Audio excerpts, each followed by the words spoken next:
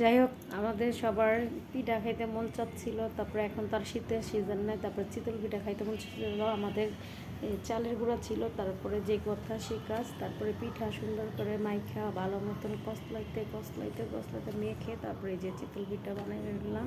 মাশাআল্লাহ সবগুলো পিঠাই সুন্দর হয়েছিল। তারপরে আসেন, একজন খাবে বলে ভর্তা দিয়ে, আরেকজন খাবে গরুর মাংসের ঝোল দিয়ে, আরেকজন খাবে শোল মাছের ঝোল দিয়ে, তো একজন খাবে ধন্যবাদ কাঁচামরিচ দিয়ে, আরেকজন মানে সবারই মন রক্ষা করলাম সব কিছু দিয়ে। খুব মজা হয়েছিল। আর আমি শুকিয়ে ভর্তা দিয়ে পিঠাটা খেয়েছি, এত মজা হয়েছিল। শুকিয়ে ভর্তা দিয়ে চিতল পিঠাটা অনেক মজা হয়। বাট গরুর মাংস দিয়েও চিতল পিঠাটা খুব মজা হয়। আবার ঝোলের তরকারি দিয়েও চিতল পিঠা খুব মজা হয় খাইতে, একদম সেই স্বাদ হয়েছিল, বলার বাইরে, আপনাদেরকে বুঝাইতে পারবো না জানেন। খুব মজা হয়েছিল, তাই ভাবছি যে আপনাদের সাথে শেয়ার করি। আর আপনাদেরকেও দাওয়াত দিলে তো আপনারা আসেননি, তাই আর দাওয়াত দিয়ে কী করবো বলেন। খুব মজা ছিল, হয়েছিল আজকে চিতল পিঠা। আর এত সুন্দরভাবে হয়েছে মাশাআল্লাহ, দেখেন ঘরে আবার আলাদের মতন সুন্দরভাবে পিঠা হয়েছে।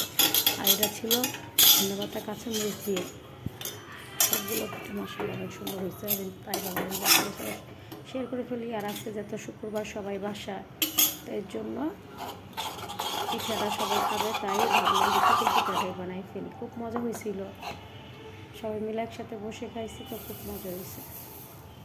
তো আমাদের এই যে শুক্রবারের সন্ধ্যার নাস্তা চিতল পিঠা দিয়ে শুটকি ভর্তা, গরুর মাংস, আলুর ঝোল দিয়ে খাইলাম, খুব মজা হয়েছে। সাথে চাও ছিল। তো বাই বাই, ভালো লাগলে লাইক শেয়ার সাবস্ক্রাইব করতে ভুলবেন না। আজকে এই পর্যন্ত শেষ করলাম, ভালো থাকবেন, বাই বাই।